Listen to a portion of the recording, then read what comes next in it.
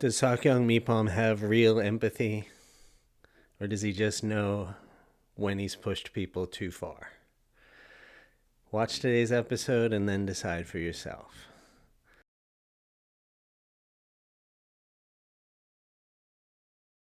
Hi, everybody, and welcome to The Abandoned Brush. I am Craig Mormon, former Kusung to Sakyong Mipham Rinpoche, as they call him, and a longtime member of the Shambhala Buddhist cult, talking over some of my own experiences and trying to make sense of the whole mess that is Shambhala.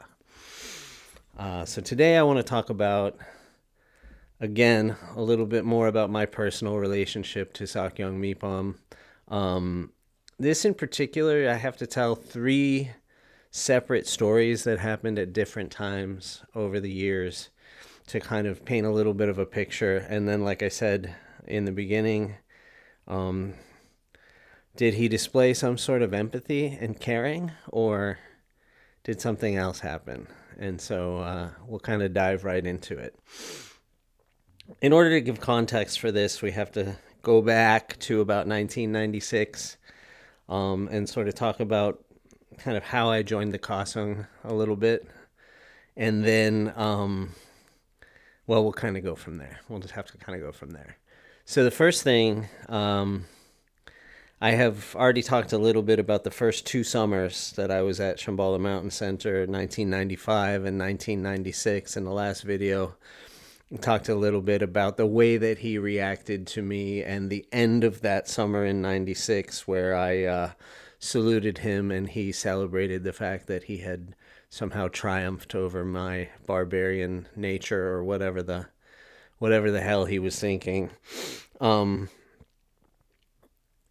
I've already talked about how in 1995 I was sort of very anti-Kosung and against the whole military vibe and all of that. So I think it would help to talk about how I made that shift, how I went from being completely against the entire thing to being pretty deeply committed, and it happened quite quickly. And I'm still a little fascinated by this, actually. I don't know sort of what to make of this transition, if I'm perfectly honest. But that summer in 96 was a seminary summer. So the same people, this is the old school seminary, Vajradhatu Seminary, that was 3 months long. So the same people were there the entire summer. So we got to know the people who were in the programs pretty well. And as I said, I was kind of involved with the seminary Kosung for the whole summer. The way that I did it, I actually, the first Kosung shift that I did was actually putting up the flags. So we call that a color party. It's a ceremonial thing, which is not almost ever the first thing that somebody does. But people were so excited that I was interested in the Kosung that they let me do whatever I wanted to. So I did that, and it was an experience. And then I had the uniform to use, and I put it on, and I started doing all the shifts that I talked about in the last video. But at the end of the summer, the seminary Kosung, where there was a Magyal Pomra encampment, which is like the Kosung retreat where everybody marches around all day long for a week or 10 days or however long they schedule it for. And that was going on during the seminary. And towards the end of the seminary, they invited the seminary Kosung up to participate in what is called the skirmish, which is sort of like a low-rent war game that's put on by a bunch of Buddhist lunatics. Basically, you it's like a kind of like a sort of uber heightened kind of game of capture the flag almost, where you sort of run around and throw things at each other, and there are rules. You can sort of knock somebody out by hitting them with a bag of flour. That's like it's a projectile. You throw at each other. It doesn't hurt you, but like you've been hit. So that's just like a war game that we would play. And these are actually worthy of their own video. There's such an interesting environment because the whole thing would be like, so you go and you play this war game and you make it real in your mind, and it's such an amazing, profound experience. And there is a little bit of truth to that, but what's really going on the whole time is that you're actually being actively manipulated and deceived and tricked into different situations. And then, they'll send somebody down and say, "Oh, His Majesty would like for you to go and do this," and then like walk you into an ambush, and they're all sitting up on the hill, kind of chuckling over the spectacle and like watching us go crazy. It's pretty cool stuff. So anyway, I went and did that. I went and did my first skirmish in 1996, and I'd never been to encampment, so that was a big deal because encampment was a big secret, like everything else was a big secret. And this was a very interesting experience. We were there for, I don't know if we were there for one night or 2 nights. I don't exactly remember, but two noteworthy things happened during this. And so for me, this was like late in my experience of having done lots of costume shifts and whatever. And I was like, am I in? Am I out? I was kind of like not so sure. I sort of thought, yeah, this is fine, but it's not really for me. It's kind of boring and I don't get it. And like, I don't know. And then I went to this skirmish, and like I said, there were 2 noteworthy things that happened. One was that during one of the battles, I got injured. And I was running backwards on some rocks. I was young. I was like 22. So I was pretty athletic. And I was, running backwards on rocks in combat boots. And I hit something and I fell. And I think it was my left hand. I scarred it all up really good. Got all kinds of cuts and things. So I had to go to the medical person who was a doctor.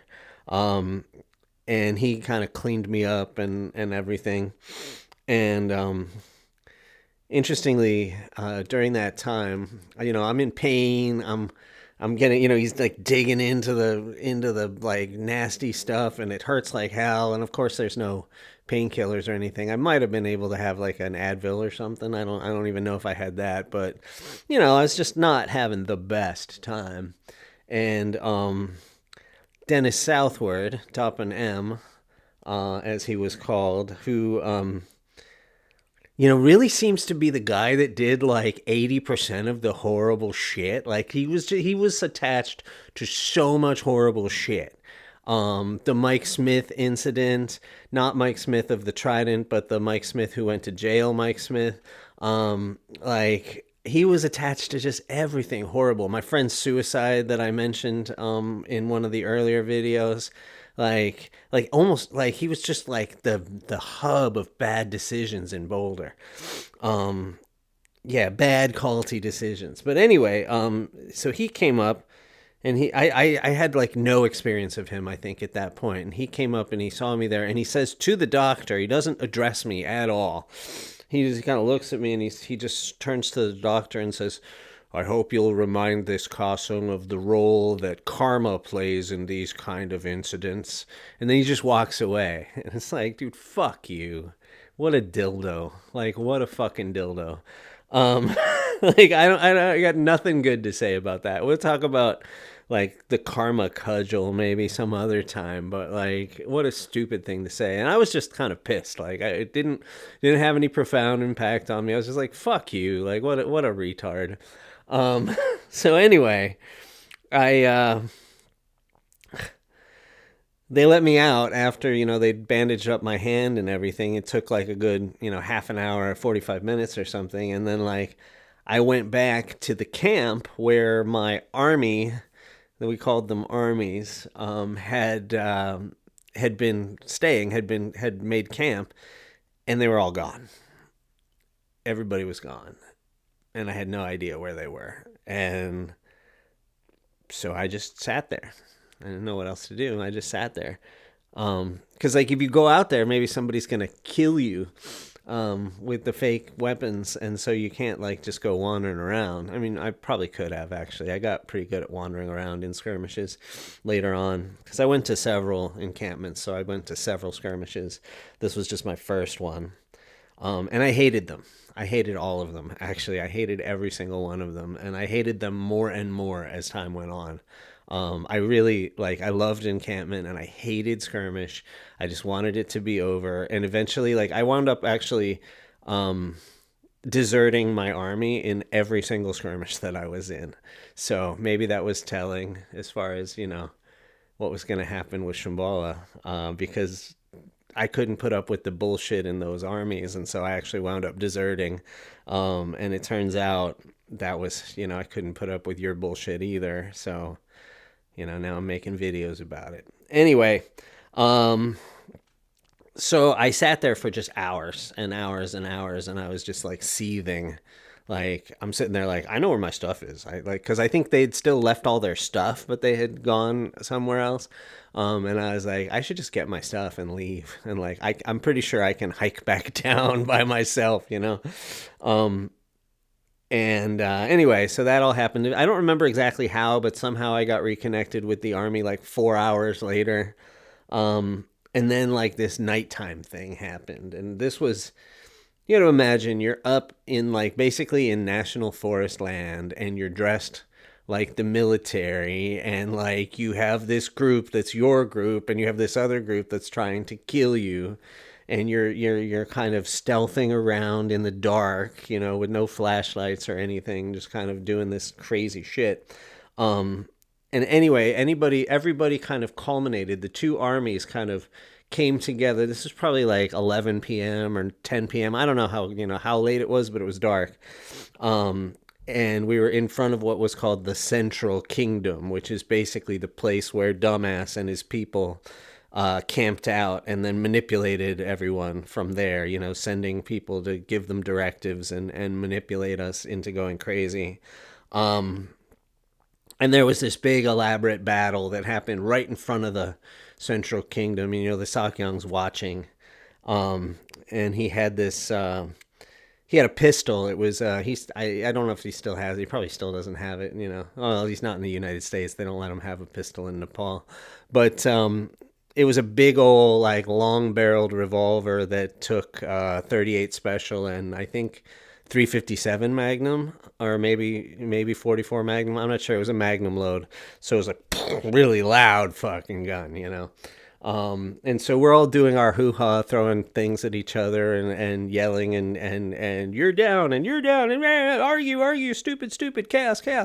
And then he shoots the pistol. And everybody just kind of stops, and then he's absolutely wasted. He's just completely shithouse wasted, and he starts giving his speech, a drunken, crazy wisdom speech. Which, remember, I'm 22, and I'm wow, this is the real stuff. Because I'd already been. It's amazing how much you can be groomed in a year, to be taught that this shit is really profound and it's amazing and precious and whatever. And he gives this whole spiel. He's given this spiel, but basically what he did most of the time was he just berated his staff and talked about, which is interesting because this would happen to me later. Many years later, I would sign up for and then get into having this abuse. But he was just going on and on about how my whole staff are idiots. They're all idiots. And then he says something, and one of the women who's accosting yells out, "Hi, hi," which is our way of saying, yes, sir. We would, because it was all Japanesey, because it was Trungpa was into Japan and whatever. It was this cultural thing that he was into, whatever. And he turns to her and says, "Shut up." And then he says, "This woman is an idiot." And then he stops and he says, "But she's also wonderful." And that's another one of those, I have this feeling that he kind of knew how far he could push people. And that's kind of the theme of today, but I wanted to get into this part of it because I think it's related and all these things tie together. Because the topic of today is actually considerably different from what it sounds like now. But anyway, so this whole thing, and one of the things that he said that night that was super profound for me that I carried on forever was, he's kind of leaning back and he's doing this like kind of thing. Like if you never saw it, you would be surprised, but like it was pretty, I don't know what, smarmy, greasy shit that it's hard to explain. But he, at one point, he says, "If you want to know how to fly, don't believe anything." Now the thing is, that motherfucker can't fly, so I guess he doesn't follow his own advice. But like he would do shit like this, and he did this like shit like this for years. There was another one the dentist in Mexico told me about, because he would do these things because he would know people would repeat them. And so he'd be talking to somebody and he'd be like, what our generation needs is for someone to become enlightened. Maybe I need to do it myself. Like he said that in front of the dentist in Mexico. And it's like, he knows you're going to repeat it. Right. So he's creating this mythology, like, but not like, because he never would say that in public. If somebody would ask him, "Are you enlightened?" in public or something, he would give some sort of runaround and be like, "Well, that's not the point," or whatever. But then he would do these things in these semi-private situations that he knew people were going to talk about. And so he would kind of like help create his own mythology that way. And so that's the kind of bullshit that I think he was doing in that context, because it's really fucking easy to say. What was another one that I heard that somebody said in front of somebody was, "I am Mipham the Great. I know all of my students' last 10 lifetimes," or whatever, and I know every detail of it. And like he would just say that shit because he knew you were going to repeat it. But it's like he didn't know fuck all about any of that. And we proved that in the last video, right? Because he just made up a whole bunch of shit in his head that wasn't true and just believed that. So we know that that's total crap, okay? So anyway, for me as a 22-year-old, super excited to be here, like feeling like I finally found the truth. This is going to save us all this bullshit. So I see that, and I see this gun shooting and fires and flames and he's all drunk and like, the crazy wisdom, whatever. And I loved that shit. I was like, yeah, sign me up. This is what I want. You see why this is still kind of embarrassing? Like, it's just kind of embarrassing. Like, to be like, God, I fell for this. I fucking fell for this. So anyhow, he does that whole thing, and we go down from the skirmish. And that was sort of the moment when I was like, oh, I'm in. I'm in. Like, this is my thing. And then, so that was 1996, and I did the whole seminary summer. I think I was there for 5 months, because I was there for setup, the entire 3 months of seminary, and then the entire month of takedown. So I was there for 5 months in 1996. And then at the end of the summer, this guy that I knew from San Francisco was like, I'm going to go, they're going to do a Datun at Dechen Choling. Datun, for those of you who don't know, is the month-long sitting retreat. I'd just done one. I did one that spring. Oh yeah, I went to Datun. Then I went to setup. So I was there for like 6 months, because I went Datun, setup, 3 months seminary, takedown. I was there for like 6 months in 1996, like a big chunk of the year. And so had just sat at Datun. So this guy was like, they're gonna do a Datun at Dechen Choling in France, where they're going to do the level 1 through level 4. So they're going to do a level every weekend in the context of a Datun. And I was like, that's perfect. I liked Datun. And it's time. It's been so long. I need to learn about this Shambhala stuff. So after 1 year, basically, I was like, okay, I give in. I'll learn about the Shambhala stuff. And I had also met a woman during seminary who was my first really in Shambhala girlfriend. We were together for a couple of years. We actually got engaged after, I don't know, a year and a half, something like that. I don't remember exactly. But that's important to this story, because this is actually, remember, we're actually talking about dumbass. So I went to Dechen. She was going to Europe too because she was like going to study in Prague for a semester, and so my plan was I'll go to this Datsun and then I'll go meet up with you in Prague. Remember, I had some inheritance money that I was able to do stupid things like this, which totally facilitated it. That just kind of facilitated my delusion, was like my ability to just be like, yeah, I'll go to a Datsun in Dechen. And of course, dumbass and his people are just like, cha-ching, cha-ching, cha-ching. Like, wow, we can extract a lot from this motherfucker. And boy, did they. Anyhow, so went to Dechen, did the Datsun, got engaged. Now, this is where it's tricky, is I don't remember exactly when we got engaged, because we were together for about 3 years. And so I believe, okay, no, because 97 was the year that Steve killed himself. And I was pretty bummed out about that. And I went and I asked for an interview with Dumbass, because you used to be able to ask for interviews and he would actually grant them and he would actually just talk to you. Like, before he realized that people were going to ask him questions he couldn't answer, and he got tired of dealing with the peasants and whatever else was going on in his head. And so I was able to like routinely just ask for interviews and get them.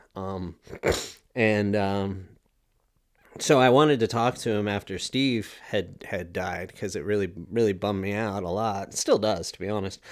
So I had this interview with him, and he said, "Oh, I hear you're engaged." And I was like, "How do you know?" And it's like, "Oh, that's like, oh, wow, he's watching me. He's got his eye on me," or whatever. It was pretty small at that point.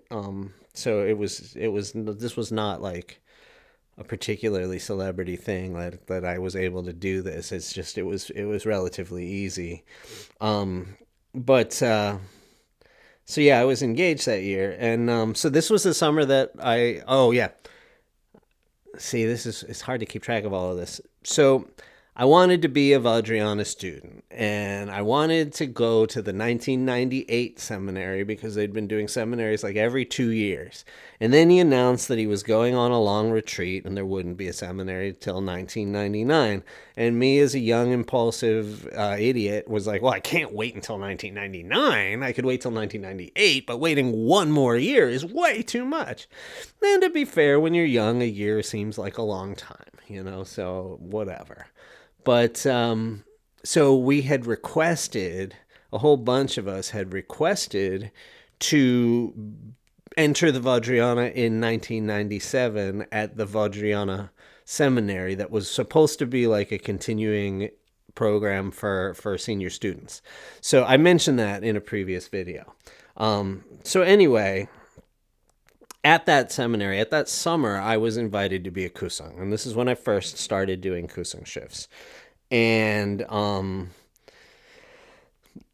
was like doing kusang shifts during the Vajrayana seminary. They were some of my first ones. So you can imagine, those of you who actually did tantric stuff, you can kind of imagine like having been initiated into the sort of tantric mandala, and then sort of doing kusang shifts. It was very, very powerful for me, and it was like, in the early days of the kusang shifts, it was like, this is the house, this is the teacup, oh my goodness, and everything was shocking and exciting. And so that was kind of how that summer went. And I'm pretty sure we had already gotten engaged by then. I don't remember exactly. This is important because later we were invited to do a retreat where we were like staff of the retreat, and that was like one of my first kind of closer in sort of kusang experiences, but I don't think that that's as relevant to this story. But one night, my fiance was also a kusang in training, and she came home from a shift. Maybe it was a kasang shift she was doing, I don't remember. Or maybe this wasn't until 1999. I don't remember. It doesn't matter. We were engaged and this happened. It might have been in 99 that this happened. But she came home one night and we were talking, and she said, he asked me to spend the night. And I said, I can't do it, because of Craig, because of you. And I was happy. I was happy about that. But I was also like, that's something that was, and it was weird because I just kind of buried it, but it's sort of like over time, like you start to realize, oh, like he has like no respect for anybody or their situation or their relationships. It's like if he wants something, he's just going to take it, and it doesn't matter, what the repercussions are. Um, and I think she knew because I'm sensitive, she knew that I wouldn't take that very well. I don't know how I would have taken that because even the request that he made, I sort of handled that or whatever, but I kind of just buried it and I didn't really think about it very much. And then so yeah, anyway, so that happened. And those of you who read the Kusung letter will sort of remember in Ben's section, he talked a lot about um, dumbass kind of having like married girlfriends sort of all over the world, like people that he would get with routinely and regularly. Um, and he seemed to really like going with married people. He didn't just hit on married people, but he really did hit on people who were in relationships a lot, like almost more. And it actually was kind of like common knowledge among continuity kusung. Like if you had a girlfriend, like you didn't like it was not a good idea to take her around the court, like because he might hit on her, and like if like sometimes people would be dating people who weren't that into Shambhala or like only had like a small connection, and then like you take her to an event at the court, and then somebody comes up and says, "Dumbass would like to fuck you now," and she's like, "What the hell?" So like it was kind of known that you don't do that. Like it's not a good idea to sort of expose women that you care about to your guru. Like it was a known thing. Um, and she had a relationship with Shambhala before we met, before I had a relationship with Shambhala. So it was, they already knew each other before he knew me, whatever. Um, but, he still was like, didn't care. Or maybe that was going to be the teaching. Maybe he was going to teach me non-attachment by, nailing my girlfriend. I don't know. My fiance.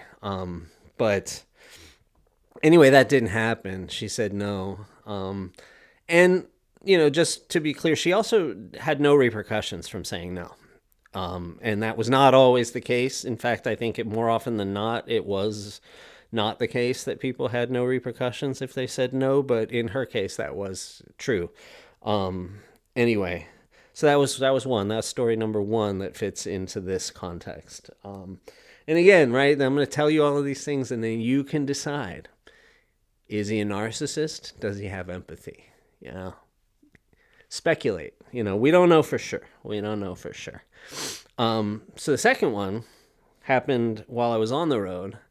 And this one was way more painful than the first one, because with the first one, nothing really happened. The second one, I was dating someone else when my tour started. So this is like 5 years later. Well, it's 3 or 5 years later, depending on whether the first one happened in 97 or 99, because I don't actually remember. But the second one, I had been dating a woman before I went on the road, and we attempted to maintain that relationship. The goal was, we're going to stay together during the year, and we're going to continue this relationship until, and then we're going to get back together when I finish.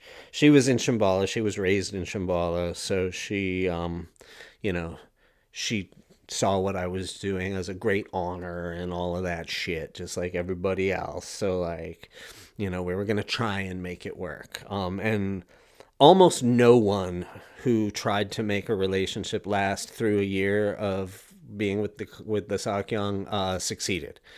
they almost all ended. Some of them lasted for the entire year and then blew up immediately afterwards. But like, I think I know of one person who actually did like maintain the relationship throughout the entire year and beyond. But they universally, they just blew up because it was impossible under the circumstances. Anyway, so this time, I went on the road, and there's a lot to talk about with my tour, but like, this is more about the relationship. Within like 6 weeks, I don't remember, it was maybe even less than 6 weeks, it ended. And it doesn't matter why, but basically she couldn't do it for a year, so she found a quick way out. Let's put it that way. And we get along still. I haven't talked to her in a long time, but I really appreciate her a lot. So don't think there's any bad blood or hard feelings there, because there certainly aren't. But anyway, later, I think this might have been on my birthday. Like, I think there's like a small chance that this happened on my birthday. I don't remember, but we had been living together in Boulder. And her family was from Halifax. And so she had been in Halifax, and she was in Halifax while I was in Halifax being on tour. And she was invited to an event that happened at the court. And I was out. I literally think I was out for my birthday, but I'm not sure. No, I think it was a different night. But I was out doing something, but then I had to come and take over for the shift kusung and be like the overnight guy, because we were in a stage where regular kusung couldn't spend the night, so we had to take care of anything that happened, after whatever was considered lights out. So I sort of went back to the house to take over for the kusung, and the cook let me know. It's like, just so you know, before you go in there, her name, is with him. And so she actually spent the night while I was on duty, and he knew, and they actually wound up coming downstairs at like 3 o'clock in the morning and cooking some eggs or something. And then like, I'm like washing the dishes, and they're like right there together. That one was super painful. That was really, really hard to see. And again, it was just like, oh, you just take this and put it in your bag. Now, I don't own anybody, and I actually don't blame her at all. But the thing is, like, we were supposed to be like kind of like the closest people to him, and he did this kind of shit routinely to people. And it was just like, so the narrative, the line, the crazy wisdom line is that he's teaching you about your own attachment and whatever, and that it's for the benefit of all beings. And it's like, I think that's not what was going on at all. I think that he was exerting his dominance and his power in a like cartoonish kind of, cartoon alpha dog sort of way. I do kind of feel like that was, he would fuck with people intentionally, and it was a manipulation to sort of see where he was at and kind of maintain his sort of dominance. So that happened while I was on the road. And then, so that relationship was over, had been for a while. A bunch of different stuff happened while I was on the road. And then I actually kind of fell for somebody towards the end of my tour. Another relationship that totally blew up in my face because of so many factors. But at the time, I thought I was in love, I thought I was in love. And I met this girl. This is another person who was raised in the Sangha, another person who I met at encampment, actually, towards the end of the year. And when we came back from encampment, there was a reception at the court for I don't know what reason. But it was the kind of thing where I could invite somebody. And I hadn't picked up on the don't invite your girlfriend to the court rules, apparently, at that point. And I at the end of the encampment, we're unloading stuff at the court. Where I think we're all still dirty, like we hadn't even showered from encampment yet. And David Cook, who was one of the pimpiest pimps of the pimp army, and actually he kind of was a pimp army um, kind of guy. He came up to me and he was really kind of like, like he was a little excited, but he wasn't like, oh yeah. But he said, His Majesty, or the Maquis, that was his military title. I don't remember which, but he's taken an interest in Miss So and So, and I was like, this is the woman that I had recently started a relationship with, and he didn't know. To be fair, like he didn't know that we had started a thing. The Sakyong dumbass didn't know that we had started a thing, but he had taken an interest in her. And this will be interesting for those of you who are trying to put all of this together. He says, yeah, but this time he wants to do it right. He wants to, invite her over for tea and kind of like get to know her. Now keep in mind that this guy's in his 40s and he's like just figuring out that like maybe he should get to know a woman first. But anyhow, David goes through and he explains this whole thing, and he goes through and he says, and I said, oh, okay, well, that should be interesting because she's coming this afternoon as my date. And he looks at me and he just says, well, however you want to handle that. He just kind of like didn't know what to say. Because it's sort of like, you're going up against a band leader. It's like, who's going to win, kind of thing. So that was happening. And so she came, and it was outside. It was an outdoor event, and there were a lot of people there, and we were, hanging out with each other and stuff. And this is the moment that prompted the initial question at the beginning of the video. Like, did he have some empathy? Did his empathy kick in here? Or did he just know how much I could take?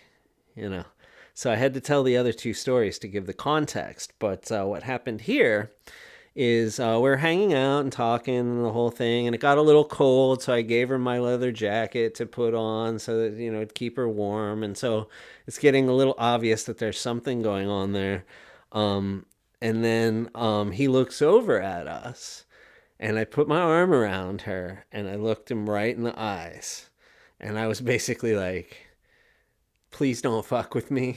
Like, please just let it be. Like, can I have this relationship without you fucking with me?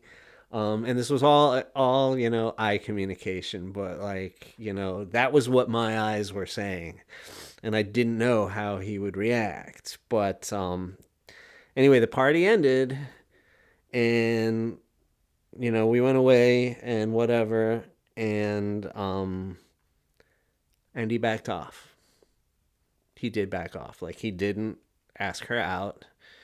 Maybe she's super disappointed because, like, maybe she missed her chance, or maybe she dodged a fucking bullet. I don't know which one, but he did back off, and I think he knew that it would have crushed me. Like, it would have ended our relationship. I think because I went through so much shit on the road, and I was so up to here with him by the time that all happened, that like it would have ended our relationship. I mean, our relationship almost did end after that tour anyway.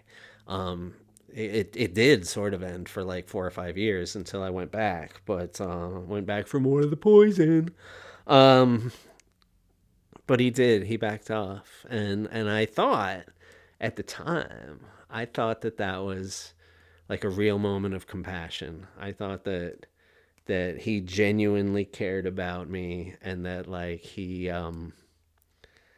and that he did that for me. Now I'm not so sure.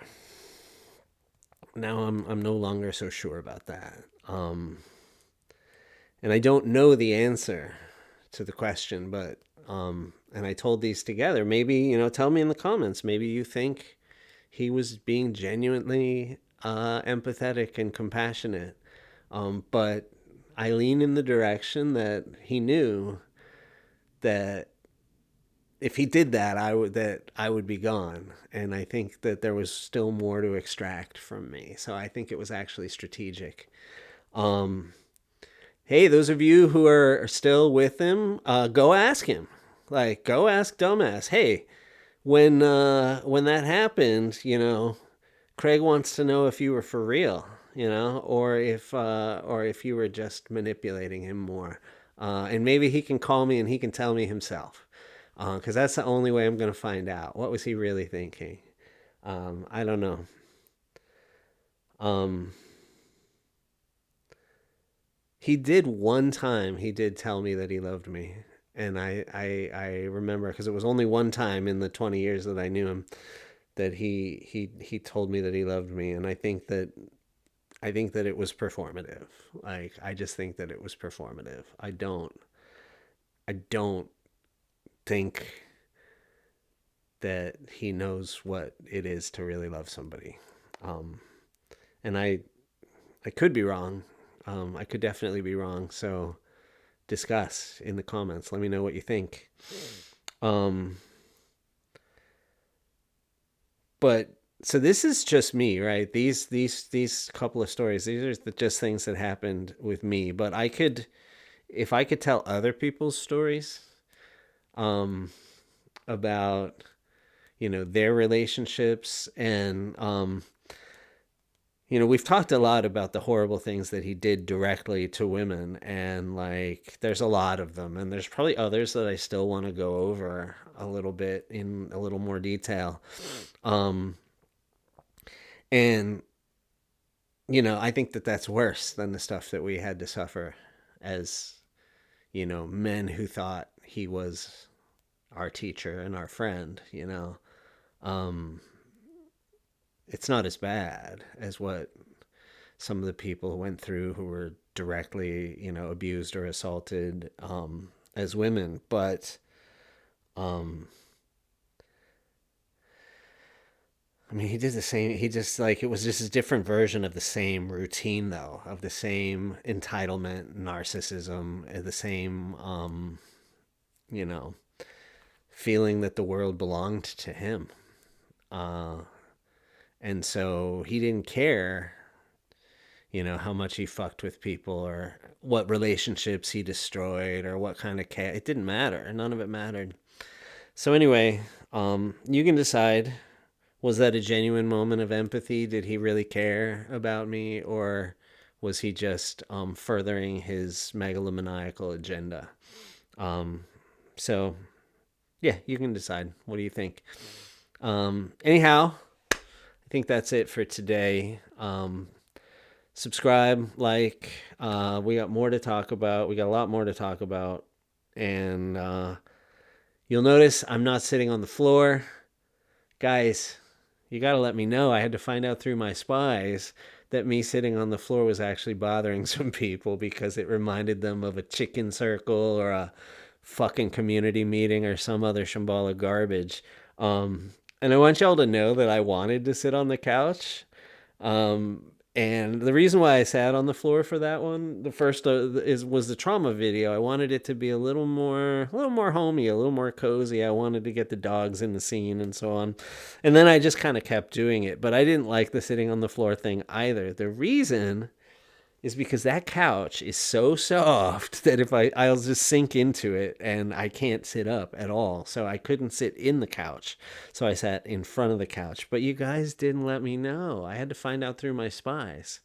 And I'm a little disappointed. You could have let me know that was bugging you.